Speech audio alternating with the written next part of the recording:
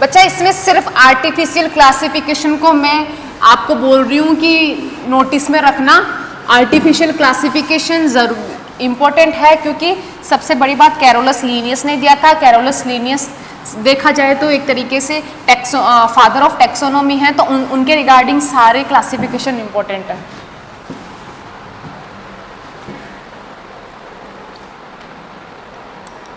अब आता है अपना नेचुरल क्लासिफिकेशन। नेचुरल क्लासिफिकेशन किसका पार्ट है? ये भी रैशनल क्लासिफिकेशन का ही पार्ट है। रैशनल क्लासिफिकेशन है, उसमें अपन ने पहला पढ़ लिया था प्रैक्टिकल क्लासिफिकेशन, दूसरा पढ़ लिया था अपन ने, दूसरा कौन सा पढ़ा था अपन ने? दूसरा पढ़ा था अपन ने आर्टिफिशियल क्लासिफिकेशन। अब तीसरा आता है अपना natural classification. Natural classification. Natural classification. This is the basis of this natural classification is complete morphological character of stem, root and leaves. Upon artificial classification में क्या कर रहे थे? केवल दो या सिर्फ एक या एक से ज्यादा मतलब दो मॉर्फोलॉजिकल कैरेक्टर्स को ले रहे थे, लेकिन नेचुरल क्लासिफिकेशन में अपन क्या करते हैं कि कंप्लीट मॉर्फोलॉजिकल कैरेक्टर्स को लेते हैं। कंप्लीट मॉर्फोलॉजिकल कैरेक्टर्स को लेते हैं। अब ये बताना मुझे कि ये जो कंप्लीट मॉर्फोलॉजिकल कैरेक्टर्स होते हैं, ये अपने इस क्लासिफिकेशन में ज़्यादा फायदेमंद होगा या एक से दो कैरेक्टर्स को लेना ये ज़्यादा फायदेमंद होगा?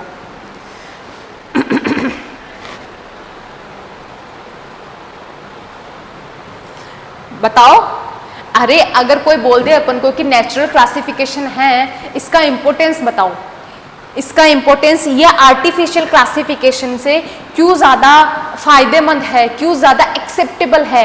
इसका कारण ये है कि जो नेचुरल क्लासिफिकेशन है इसमें पूरे मॉर्फोलॉजिकल कैरेक्टर्स को लिए जाते हैं। अब एक बात बताओ, आर्टिफिशियल क्लासिफिकेशन के अकॉर्डिंग अगर 4 प्लांट्स लिए अपन ने, चारों प्लांट्स में अगर टैप रूट है, ठीक है, और लीव्स उनकी येलो कलर की है और लीव्स का जो सरफेस है वो एक जैसा दिख रहा है दिखने में, ठीक है, तो अपन एक ही कैटेगरी में डाल देंगे, एक ही क्लास में डाल देंगे, क्योंकि 2 कैरेक्टर सेम मिल गए, अपन देखेंगे नहीं तीसरा कैरेक्टर। लेकिन अगर नेचुरल क्लासिफिकेशन से अगर उसको अपन क्लासिफाई करेंगे तो अपन को एक टिप टू टो सारा लेना पड़ेगा अपन को क्लासिफिकेशन करने के लिए कैरेक्टरिस्टिक्स। तो होगा क्या कि अपन को जैसे रूट है तो रूट में अगर सिमिलैरिटीज मिल गई चारों प्लांट्स की तो ठीक है। नेक्स्ट अपन स्टेम में आते हैं। स्टेम में देखते हैं कि स्टेम में एनुअल रिंग है कि नहीं है। अब एनुअल रिंग क्या होती है वो आपको हायर क्लास अभी पता चल जाएगा, मॉर्फोलॉजी जब पढ़ेंगे तो पता चल जाएगा एनुअल रिंग है कि नहीं है, ठीक है। स्टेम मोटा है कि पतला है, ये भी दूसरा कैरेक्टर है, तो दो कैरेक्टर देखते ही दो अलग हो जाएंगे। ऐसे ही लीव्स देखेंगे तो लीव्स में देखेंगे कि लीव्स का जो लीव्स के जो स्ट्रक्चर है वो बाइपिन्नेट है कि यूनिपिन्नेट है, ये आगे आपको पता चलेगा। बाइपिन्नेट, यूनिपिन्नेट, ये सब क्या होता है, तो सब क्लासिफाई अलग अलग हो गए ना। इस तरीके से अगर अपन सारे कैरेक्टर्स को एक साथ में देखेंगे तो चारों अलग हो जाएगी एक दूसरे से, तो अपन को पता चल जाएगा ना सिमिलैरिटीज डिससिमिलैरिटीज। तो इसलिए इसको बेस्ट क्लासिफिकेशन बोलते हैं, क्योंकि इसमें बहुत ज़्यादा, अगर एक क्लास में कोई स्पीशीज आ रही है तो बहुत ज़्यादा सिमिलैरिटीज होगी, अगर 2 अलग अलग है तो बहुत ज़्यादा डिससिमिलैरिटीज होगी, इसलिए इसको बोलते हैं बेस्ट क्लासिफिकेशन। Best classification. अब इसको भी अपन 2 अलग अलग तरीके से क्लासिफाई करते हैं। एक करते हैं फॉर्मल और दूसरा करते हैं अपन फाइलोजेनेटिक। नेचुरल फॉर्मल और दूसरा नेचुरल फाइलोजेनेटिक। नेचुरल फॉर्मल और नेचुरल फाइलोजेनेटिक में बेसिक डिफरेंस ये है कि नेचुरल फॉर्मल है वापस ये केवल मॉर्फोलॉजी को ही कंसीडर करता है, ये फाइलोजेनेटिक को कोई कंसीडर नहीं करता। फाइलोजेनी क्या होती है? फाइलोजेनी होता है जैसे ही अपन इवोल्यूशन अगर एनिमल किंगडम के लिए यूज करते हैं ना इवोल्यूशन, तो फाइलोजेनेटिक सिमिलर वर्ड है जो प्लांट के लिए यूज होता है, कि मतलब एक डेवलपमेंट स्टेज में पहले कौन सी स्पीशीज आई, उसमें इवोल्यूशन इन्वॉल्व होके फिर नेक्स्ट कौन सी बनी, फिर एक हायरार्की की तरह बन गए ना, एक हायर प्लांट्स कैसे बना उसकी पूरी स्टेप वाइज जो स्टडी होती है वो अपन फाइलोजेनी में करते हैं, तो वो होता है इवोल्यूशनरी पार्ट। तो इसमें इवोल्यूशनरी मतलब फाइलोजेनेटिक पार्ट को लेते हैं और इसमें केवल फॉर्मल पार्ट, फॉर्मल मतलब केवल मॉर्फोलॉजिकल कैरेक्टर्स को ही बेसिस बनाया जाता है। फाइन।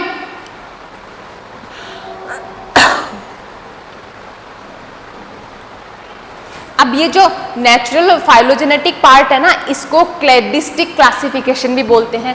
एग्जाम में ये पूछ लिया जाता है चीज।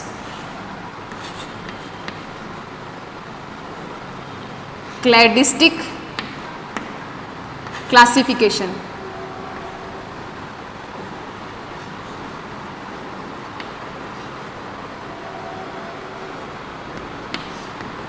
क्लैडिस्टिक क्लासिफिकेशन ये होता है नेचुरल फाइलोजेनेटिक।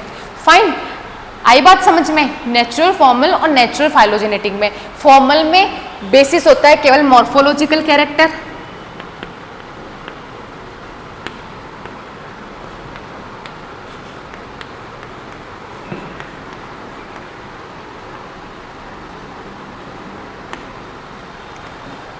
और इसमें क्या होता है बेसिस? इसमें क्या बेसिस होता है? इसमें होता है फाइलोजेनेटिक कैरेक्टर।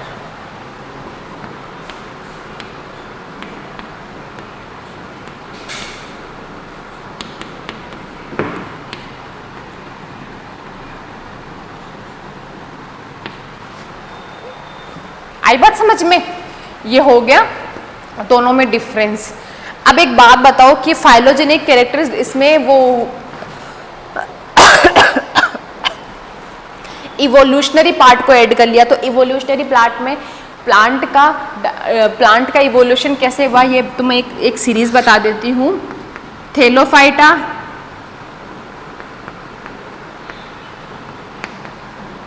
फिर हुआ ब्रायोफाइटा,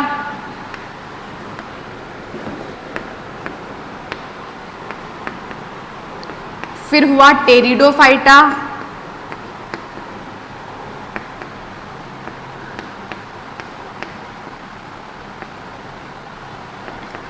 देन जिम्नोस्पर्म,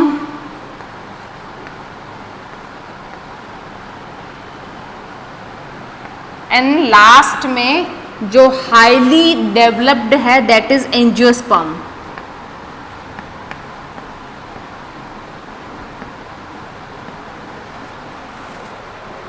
फाइन, ये हो गया इसका पार्ट।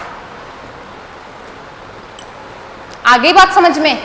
ये है अपना तीसरा क्लासिफिकेशन जो है रेशनल क्लासिफिकेशन का पार्ट, नेचुरल क्लासिफिकेशन। अब अपना अगेन नया लेते हैं एडेंसोनियन क्लासिफिकेशन।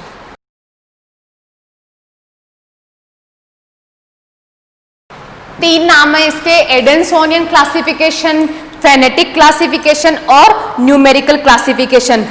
तो इसका बेसिस होता है number of similarities and dissimilarities in a particular species. ठीक है, on the basis of number of similarities and dissimilarities of particular species, और पूरे ऑब्जर्वेबल कैरेक्टर्स लिए जाते हैं, फिर उन कैरेक्टर्स को न्यूमेरिकल फील्ड में कंप्यूटर में फीड किया जाता है। ठीक है, तो इसमें कंप्यूटर का यूज होता है, और in this way each character is given equal importance at the same time 100 और कैरेक्टर्स कैन बी कंसिडर्ड। समझ में आ रहा है?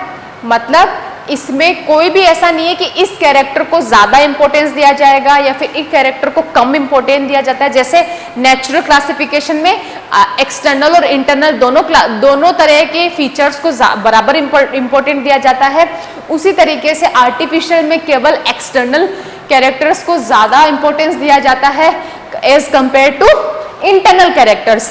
लेकिन इसमें सब में बराबर इंपॉर्टेंस दिया जाता है on the basis of number. मैं बेसिस लिख देती हूं इसका,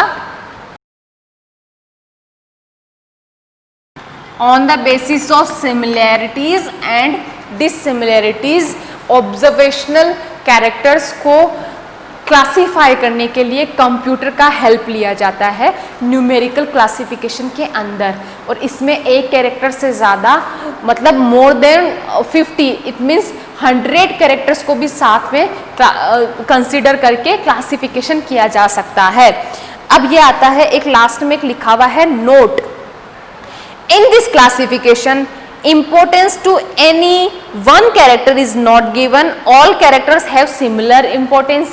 मेरा बोलने का वही मतलब था, इस लाइन का वही मतलब था जो मैंने पहले बताया था कि इसमें किसी एक पार्ट को इंपॉर्टेंस नहीं दी जाती है, ना तो रिप्रोडक्टिव पार्ट को। जैसे आर्टिफिशियल में क्या किया था लिनियस ने कि किसी प्लांट के reproductive part that is carpel और स्टेमन उसको उठाया, उसके बेसिस में 24 तरह की क्लासेस में डिवाइडेशन कर दिया था। लेकिन जो ये वाला क्लासिफिकेशन है इसमें किसी भी एक कैरेक्टर्स को नहीं उठाया जाता है, सब कैरेक्टर को बराबर तवज्जो दी जाती है, बराबर इंपॉर्टेंस दिया जाता है। किसी तरह की कोई भी रिप्रोडक्टिव पार्ट या फिर वेजिटेटिव पार्ट में इसको नहीं डिवाइड किया जाता है।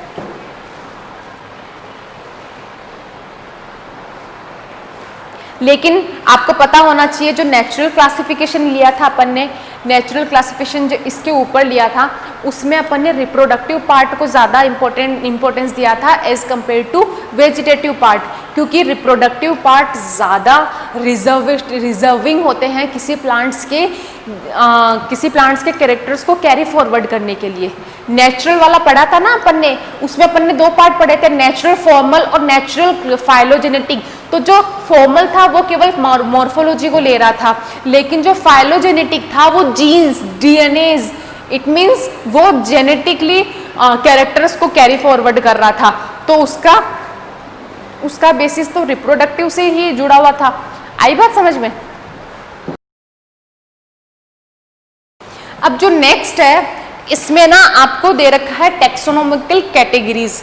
आपको बहुत अच्छे से मैंने बताई थी टेक्सोनोमिकल कैटेगरीज।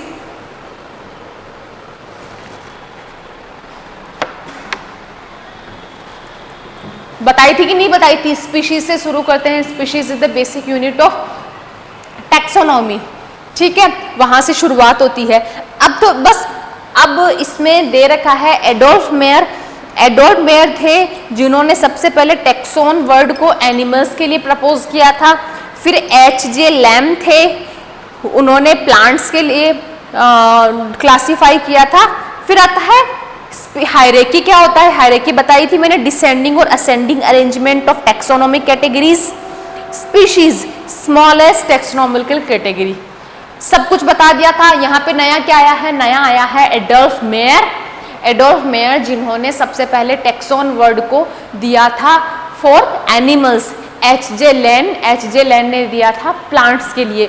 ये 2 टिक कर लेना, ये 2 जो नई चीज आई है बस। अब एक है कि सफिक्स फॉर टैक्सा, मतलब अपन देखते हैं ना कि कई बार ना अगर अपन कोई ऑर्डर की बात कर रहे हैं तो ऑर्गेनेल्स ऐसे आता है, ओपोएसी, ग्रेमिनेसी, ये आती है फैमिली, एसीएसी नाम से आता है। तो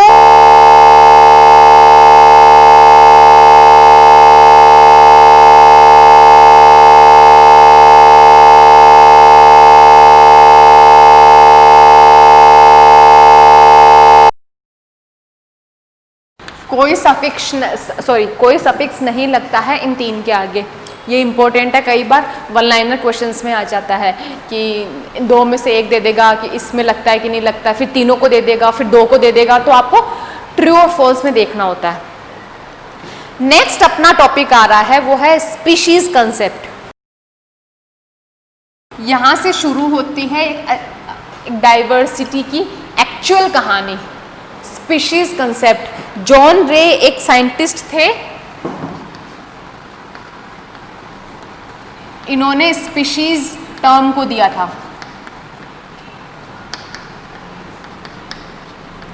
सबसे पहले species term was given by John रे। जॉन रे एक साइंटिस्ट थे।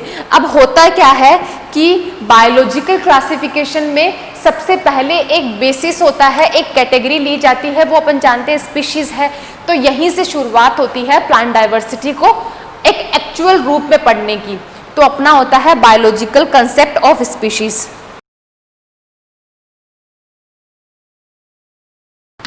बायोलॉजिकल कंसेप्ट ऑफ स्पीशीज, अब याद रखना केवल स्पीशीज टर्म जॉन रे ने दी थी, लेकिन बायोलॉजिकल कंसेप्ट ऑफ स्पीशीज दिया था अर्नस्ट मेयर ने।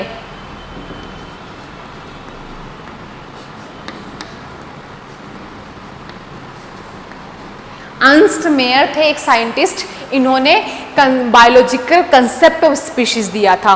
अब होता क्या है कि अर्नस्ट मेयर ने ये बोला था कि species in the form of Mayr defined the species in the form of biological concept. According to Mayr, जो जितने भी मेंबर जो इंटरब्रीड कर सकते हैं, all the members which can interbreed we can classify into one species.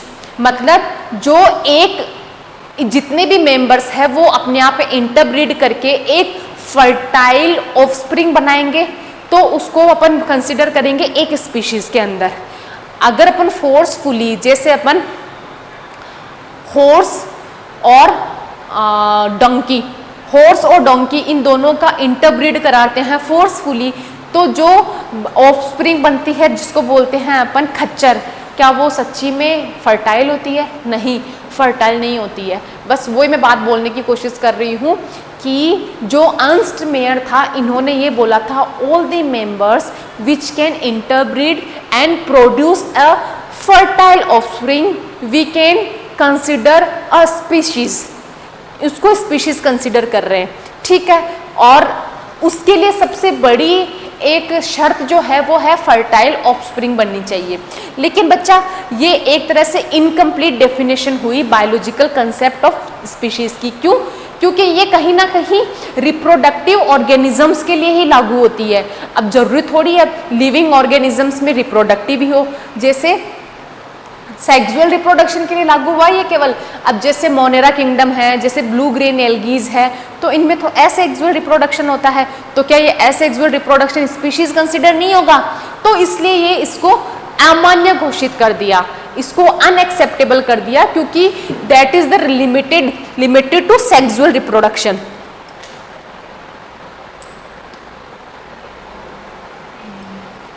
Reproductive character को लिया ना, तो ये केवल सेक्सुअल रिप्रोडक्शन के लिए हुआ, लेकिन इसमें मेनली इंटरब्रीडिंग और तरीके से जो होती है, दैट इज वेजिटेटिव प्रोपगेशन से हुआ या फिर एसेक्सुअल रिप्रोडक्शन से हुआ, उसको कंसिडर नहीं किया गया, तो इसको अनएक्सेप्टेबल कर दिया। लेकिन फिर भी ये एक तरीके से एक्सेप्टेबल ही है अगर अपन को पढ़ना है तो। फिर एक लाइन लिखी हुई है इसमें, in higher plants the determination of species is mainly based on the morphology of flower। ये लिखा हुआ है कि जो हायर प्लांट्स है, जैसे मैंने अभी लिखा था यहाँ पे Thallophyta, bryophyta, pteridophyta, gymnosperm, angiosperm, इनमें क्या होता है, जब तक जिम्नो एंजियो तक जाते जाते हैं ना, मोर्फोलॉजिकल कैरेक्टर्स ऑफ फ्लावर होते हैं ना, वो ही डिटरमाइनिंग फैक्टर का काम करते हैं स्पीशीज के लिए। कैसे? जो मैंने पहले ही बताया था, flower is the reproductive part of any kind of flower of reproductive part of any kind of plant। Flower ही होता है जो मेल और फीमेल दोनों रिप्रोडक्टिव ऑर्गन्स को बियर किए हुए होता है। तो जिम्नोज आपको पता होना चाहिए कि थेलोफाइटा, ब्रायोफाइटा, टेरिडोफाइटा, ये तीनों एक्वेटिक प्लांट्स होते हैं। इनमें से सिर्फ जो टेरिडोफाइटा है उसका आधा लाइफ स्पेन इसमें होता है और पानी में निकलता है और आधा ज़मीन में निकलता है, ठीक है। केवल रिप्रोडक्शन के लिए उसमें बाहर की ज़रूरत होती है। तो बात बोलने की ये है कि इन तीनों में किसी तरह के फ्लावर का फॉर्मेशन नहीं होता है। तो एक तरह से कट हो गए, क्लासिफिकेशन में तो कट हो गए ना। अगर अपन फ्लावर को बेसिस कर रहे हैं, अगर अपन मॉर्फोलॉजी ऑफ फ्लावर को बेसिस बना रहे हैं, तो केवल जिम्नो और एंजियो ये दो ही बचे। अब आप देखोगे कि जिम्नोस्पर्म में फ्लावर लाइक स्ट्रक्चर बनती है, जिसको कोन बोलते हैं, फ्लावर नहीं होती है, कोन जैसी स्ट्रक्चर बनती है। तो ऐसे ही डिफ्रेंशिएट हो गया कि नहीं हुआ? बस इसलिए बोलना चाह रहा है कि हायर प्लांट्स में रिप्रोडक्टिव ऑर्गन के लिए फ्लावर को कंसिडर किया जाता है as a morphological character. Fine, चलो When the species is determined on the basis of interbreeding, then it is called a biological species. ये बोलना चाह रहा है कि अगर किसी स्पीशीज को इंटरब्रीडिंग प्रोसेस के अकॉर्डिंग अपन डिवाइड कर रहे हैं या क्लासिफाई कर रहे हैं तो इसको बायोलॉजिकल स्पीशीज बोलते हैं. जिस तरीके से होमोसेपियंस अपन ह्यूमन बीइंग एक बायोलॉजिकल स्पीशीज है. क्यों? क्योंकि अपन इंटरब्रीड कर सकते हैं. अपने इंटरब्रीड से जो फर्टाइल ऑफस्प्रिंग बनेगा वो दूसरे के साथ इंटरब्रीड करके अगला ऑफस्प्रिंग बना सकता है. इसलिए इसको बोलते हैं human beings are also consider as a biological species. अब नेक्स्ट जो है अपना वो एक बात बताना कि ये जो ब्रेसिका ओलेरेशिया, कोलोरापा और वो वाला था ना, तो उसमें 3 वैरायटीज आ गई थी. जैसे अबे ये चौक अच्छी नहीं है, कितनी देर से इरिटेट हो रही हूँ मैं इस चौक से. एक तो था कॉलीफ्लावर, दूसरा था कोलोरापा और तीसरा था बोट्राइटिस. ये तीनों तरह की वैरायटीज थी. लेकिन मैं क्या बोल रही हूँ बायोलॉजिक, क्या इन तीनों को एक बायोलॉजिकल स्पीशीज बोलेंगे? ब्रेसिका ओलेरेशिया ये तो है एक स्पीशीज, लेकिन brassica oleracea cauliflower, brassica oleracea caulorapa, brassica oleracea botrytis, ये तीनों वेराइटीज है. तो क्या इन तीनों को मिला के एक स्पीशीज बोलेंगे? बताओ. नहीं बोलेंगे. इनको 3 बायोलॉजिकल स्पीशीज बोलेंगे. क्यों? क्योंकि जो अर्नस्ट मेयर ने बायोलॉजिकल स्पीशीज की जो थ्योरी दी है वो ये बोलती है कि दोनों स्पीशीज एक दूसरे से इंटरब्रीड करनी चाहिए. ये इसके साथ नहीं कर सकती, ये इसके साथ नहीं कर सकती और ये इसके साथ नहीं कर सकती. ये इंटरब्रीड नहीं कर सकते. अगर इंटरब्रीड नहीं कर सकते इसका मतलब इनको अलग अलग स्पीशीज बोलना पड़ेगा, 3 बायोलॉजिकल स्पीशीज. लेकिन ये टैक्सोनॉमिकल तरीके से एक स्पीशीज है, इसलिए इसको बोलेंगे 1 टैक्सोनॉमिकल स्पीशीज. ये इंपॉर्टेंट एग्जांपल है बच्चा. 3 बायोलॉजिकल स्पीशीज बोलेंगे. बायोलॉजिकल स्पीशीज इसलिए क्योंकि वो इंटरक्रॉस इंटरब्रीड नहीं कर सकती है. लेकिन इनको ये टैक्सोनॉमी तरीके से तो ये एक ही स्पीशीज से बिलोंग करती है, इसलिए इसको बोलते हैं 1 टैक्सोनॉमी स्पीशीज.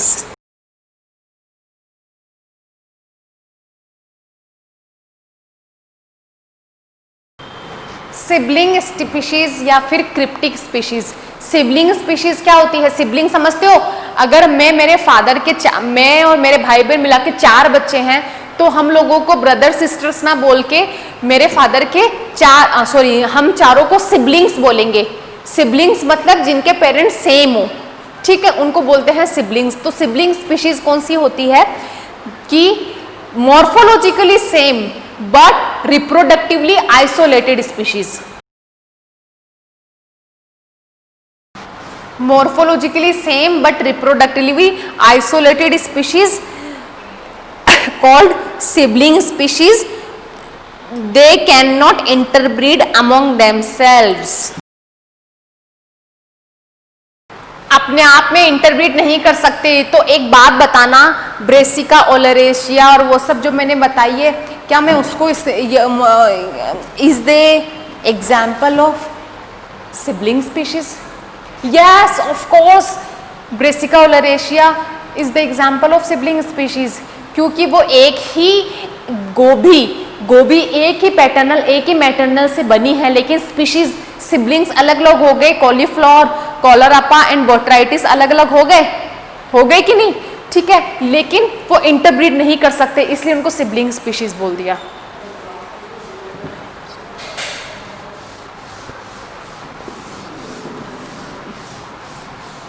अब बच्चा अपने आता है types of taxonomy.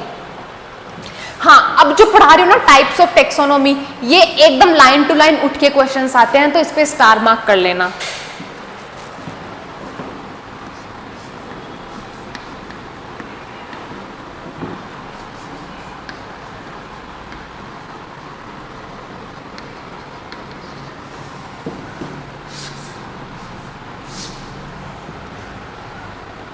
Alpha, beta, omega. Types of taxonomy 3 तरीके की होती है, अल्फा, बीटा और ओमेगा, ठीक है। और एक होता है क्रिप्टो टेक्सोनॉमी और एक होता है कीमो टेक्सोनॉमी, ये अलग चीज है, वो इसी में लिख देते हैं लेकिन इसका पार्ट नहीं होता है, ठीक है। लिख देते हैं क्रिप्टो और chemo.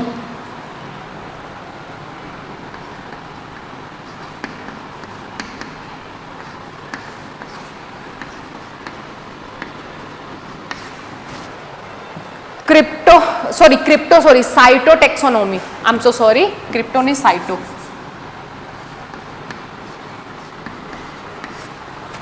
Alpha taxonomy, beta taxonomy, omega, cyto taxonomy, chemo taxonomy, सब में डिफरेंस टिप्स पे याद होना चाहिए बेटा। तो alpha taxonomy on the basis of morphological characters, मतलब एक्सटर्नल कैरेक्टर्स।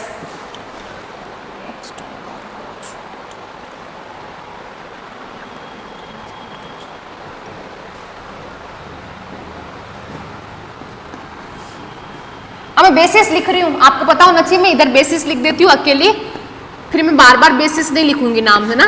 मॉर्फोलॉजी,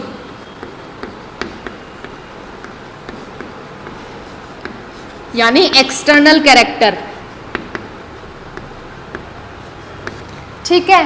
बीटा में होता है morphology, external character as well as internal character. Internal character कौन कौन से, जैसे एम्ब्रियोलॉजी, साइटोलॉजी,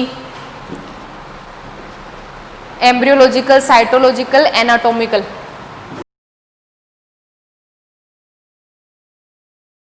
हो गया। अब क्या ओमेगा, ओमेगा में क्या होता है, all the information which is available.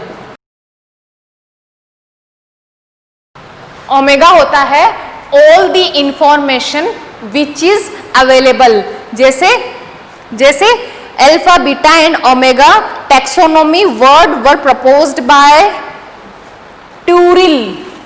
ये तीनों जो वर्ड दिए थे ना, अल्फा, बीटा और ओमेगा, वो किसी ट्यूरिल ने दिया था। इंपॉर्टेंट नहीं है, बिल्कुल भी याद करने की जरूरत नहीं है, मैम खुद बताएगी आपको याद करने की जरूरत क्या है। याद करने की जरूरत होती है इनके बेसिस, इसको किस बेसिस पे इस टेक्सोनॉमी का क्या बेसिस है, दैट इज मॉर्फोलॉजिकल कैरेक्टर। इसका क्या बेसिस है, एक्सटर्नल और इंटरनल दोनों कैरेक्टर्स। तीसरा ओमेगा है ऑल द इंफॉर्मेशंस, ठीक है। फिर है अपना साइटोटेक्सोनॉमी। साइटोटेक्सोनॉमी होता है साइटोलॉजिकल इंफॉर्मेशन, जैसे क्रोमोसोम्स नंबर।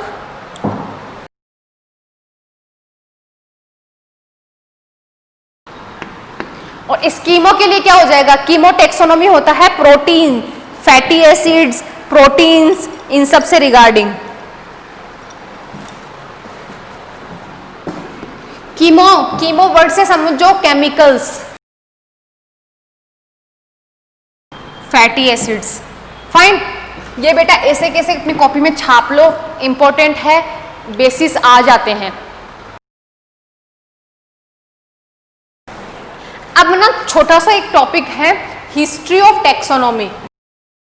बेटा आज मैं ना ये शीट कंप्लीट करने के मकसद से सोच के आई हूँ, तो मैं ये शीट हाथ में ले रही हूँ। यहाँ पे बोर्ड पे लिखूँ या शीट हाथ में हो, कोई फर्क नहीं पड़ता है। मैं आपको बात एक या टिक लगवाना चाह रही हूँ, वो आप टिक लगाओ। हिस्ट्री ऑफ टेक्सोनॉमी, सबसे पहले एरिस्टोटल आए थे। कब आए थे ये? लीनियस ने जो आर्टिफिशियल क्लासिफिकेशन दिया था उससे बहुत पहले की बात है।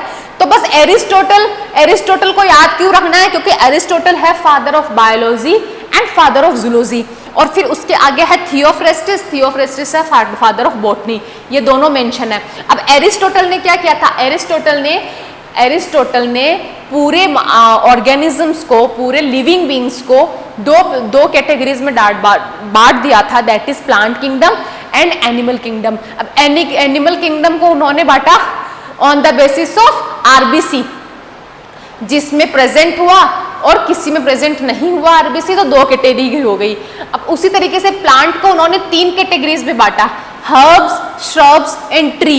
मतलब प्लांट छोटा सा होता है उसको हर्ब, फिर वो थोड़ी सी हाइट में मेरी जितनी हाइट ले लेता है तो वो श्रब, फिर वो लंबा पीपल बरगद जितना बन जाता है दैट इज श्रब्स। बस याद होना चाहिए कि कैरोलस लीनियस से पहले दिया था एरिस्टोटल ने, थियोफ्रेस्टस ने। Aristotle is known as father of biology and father of zoology and Theophrastus is known as father of botany.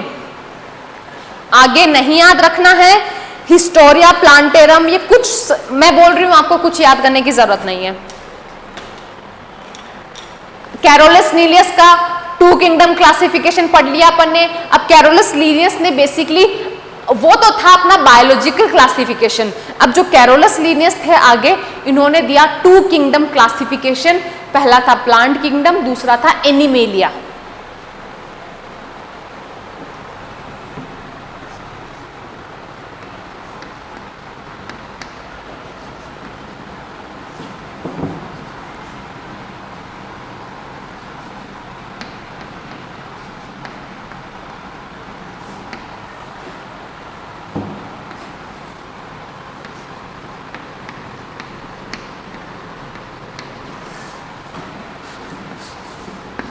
Plantae और एनिमेलिया। एनिमल्स को एनिमेलिया में, प्लांट्स को प्लांट में। अब ये बैक्टीरिया, फंजाई और ये सब जो होती है ना, प्रोकैरियोट, यूकैरियोट, इनमें डिफरेंशिएट नहीं किया था इन्होंने बस प्लांट मतलब जो मूवेबल है वो एनिमल्स, जो नॉन मूवेबल है जो प्लांट्स। बस याद रखने की बात है कि 2 किंगडम क्लासिफिकेशन प्लांटी एनिमिलिया है और लीनियस द्वारा प्रपोज्ड है। ठीक है, अब इसके आगे जो दे रखा है वो मैंने आपको बता दिया था, स्पीशीज प्लांटेरम और हिस्टोरिया जेनेरा प्लांटेरम, ये 2 बुक्स थी, किस किस में क्या मेंशन था ये मैंने बहुत अच्छे से बता दिया था आपको।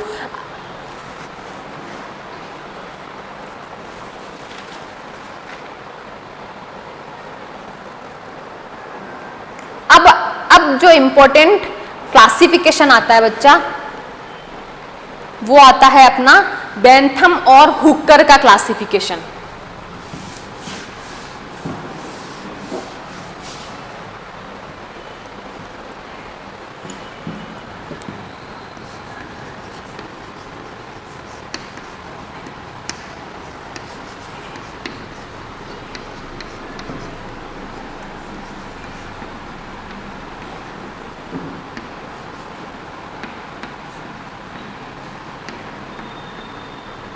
Bentham and Hooker classification. Bentham और हुकर क्लासिफिकेशन में ये होता है कि ये दोनों रॉयल बॉटनिकल गार्डन से रिलेटेड थे। उन्होंने इनका क्लासिफिकेशन जो है वो बिगेस्ट क्लासिफिकेशन और नेचुरल क्लासिफिकेशन है।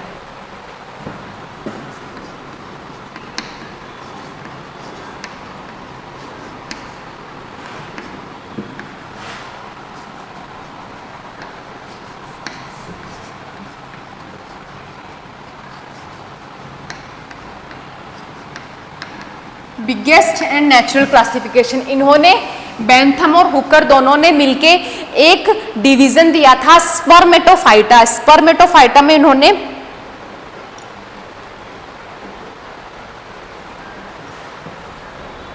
प्लांट, बेसिकली ये प्लांट्स के लिए है लेकिन अभी आपको पता चल जाएगा कि कैसे है। इन्होंने एक डिवीजन रखा, एक डिवीजन में सबको रखा, एक डिवीजन जिसको बोलते हैं स्पर्मेटोफाइटा।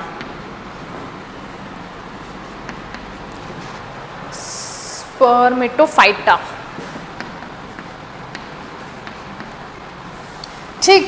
अब स्पर्मेटोफाइटा को इन्होंने 3 तरह की कैटेगरीज में डिवाइड कर दिया, डाइकोटिलिडीन, जिम्नोस्पर्मी एंड मोनोकोटिलिडीनी।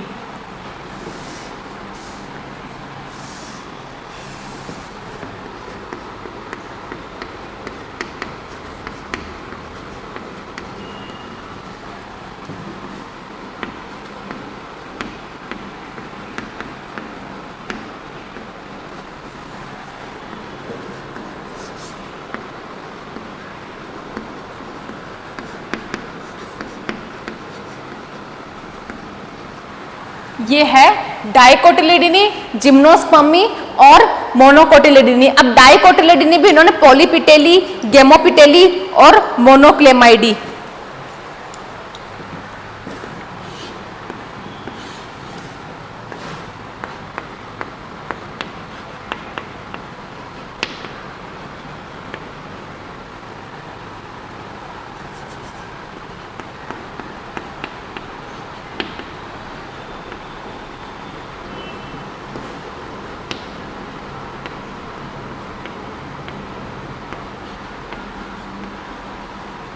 ये देखो क्या बोला मैंने कि बेंथम और जो हुकर का क्लासिफिकेशन है वो बिगेस्ट क्लासिफिकेशन है।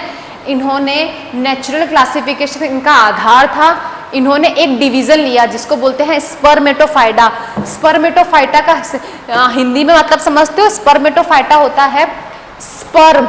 स्पर्म मतलब ह्यूमन बीइंग में मत जाना आप, ह्यूमन बीइंग नहीं, यहाँ पे प्लांट की बात हो रही है। स्पर्म मतलब होता है सीड बियरिंग प्लांट, ठीक है, seed bearing plant. At the end sperm से बनेगा क्या? फ्रूट। फ्रूट का आधार क्या होता है? स्पर्म, सॉरी सीड, तो इसको बोलते हैं सीड बियरिंग प्लांट।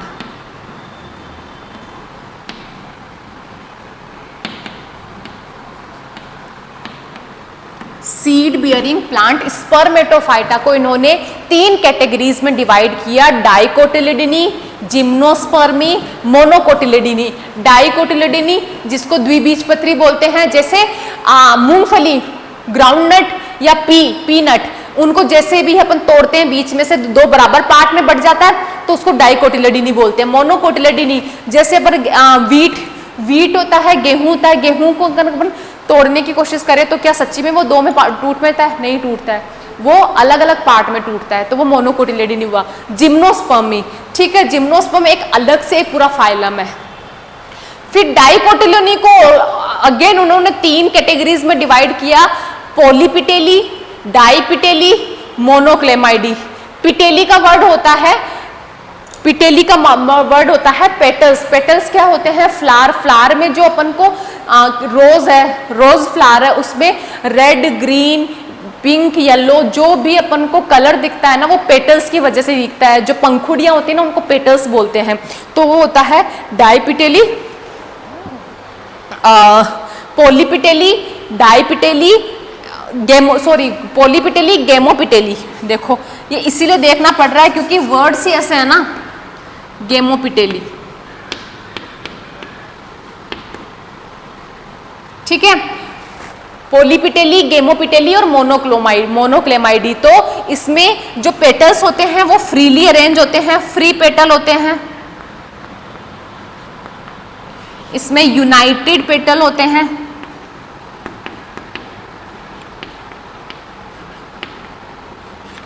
और मोनोक्लेमाइडी। मोनोक्लेमाइडी में कोई भी तरह का पेटल नहीं होता है। आई बात समझ में? तो ये था अपना बिगेस्ट नेचुरल क्लासिफिकेशन। बिगेस्ट इसलिए बोल रहे हैं क्योंकि इसमें जितनी फैमिलीज को क्लासिफाई किया गया वो थी 202 फैमिलीज। एक तरह में बहुत बड़ा डेटा होता है 202, है ना? होता है कि नहीं?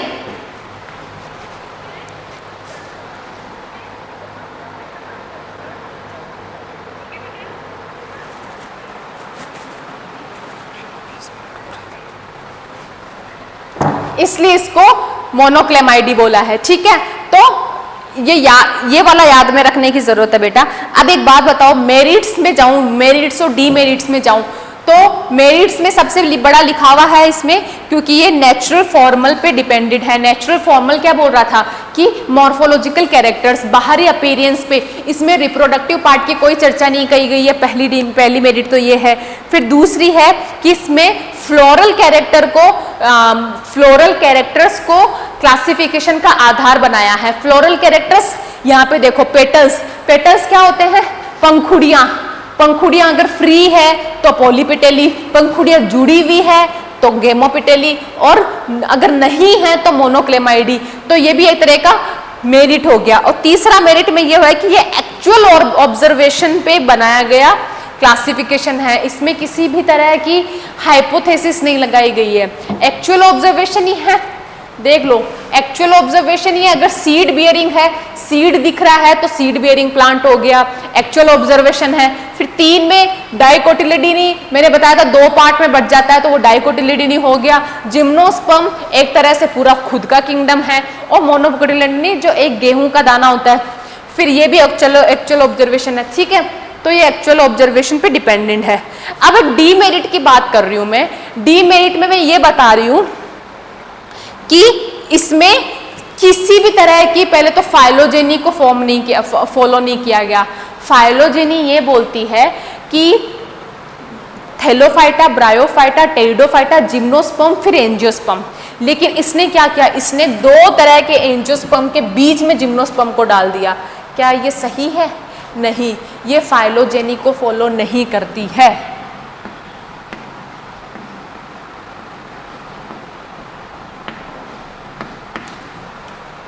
ठीक है, ये फाइलोजेनी को फॉलो नहीं करती है।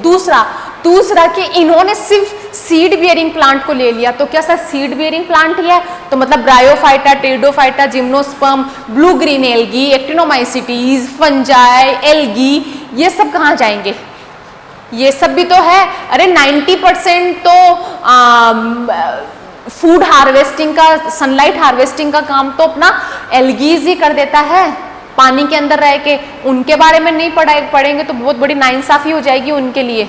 ठीक है, चलो अब आता है ईडब्ल्यू आइकलर का क्लासिफिकेशन। बस आज में मैं सोच रही हूँ कि ये मैं खत्म करके ही निपटूं, ताकि नेक्स्ट डे से नेक्स्ट अच्छा एक टॉपिक स्टार्ट हो जाए अपना।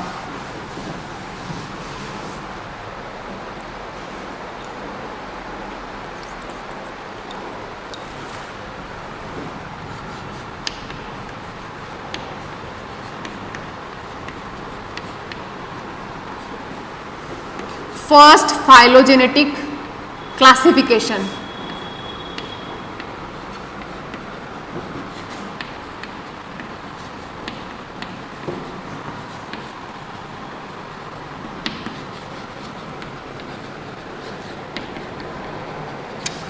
फर्स्ट फाइलोजेनेटिक क्लासिफिकेशन, ठीक है।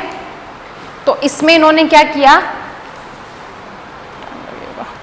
इन्होंने पूरे प्लांट किंगडम को दो कैटेगरीज में डिवाइड कर दिया, क्रिप्टोगेमिया और फेनोरोगेमिया।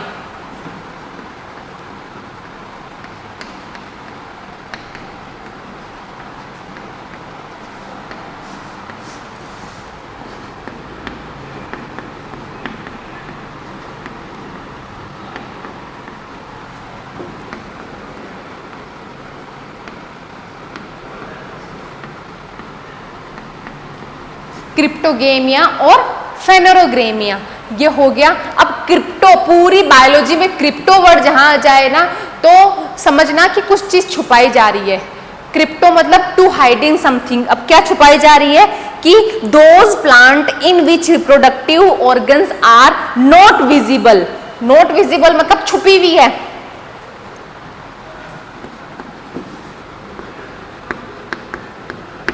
रिप्रोडक्टिव पार्ट नॉट विजिबल मतलब क्रॉस कर सकते हैं। चलो इस पर रिप्रोडक्टिव पार्ट विजिबल होगा।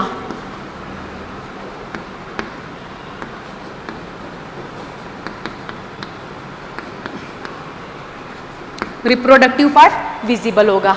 आई बात समझ में। अब ये है कि क्रिप्टोगेमिया में तीन तरह की कैटेगरीज ली गई है, थैलोफाइटा, ब्रायोफाइटा और टेरिडोफाइटा।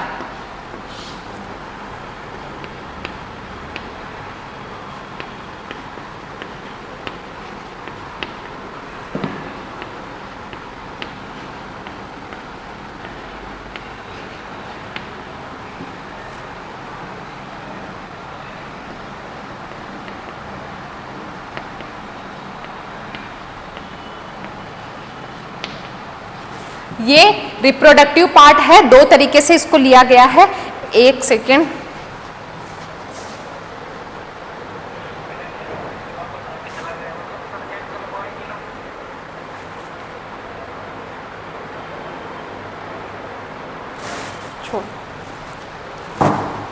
ठीक है। अब ये फेनोरोगेमिया जिसमें रिप्रोडक्टिव पार्ट मौजूद हो और चाहे वो हाइडिंग स्टेज में हो, समझ रहे हो। जैसे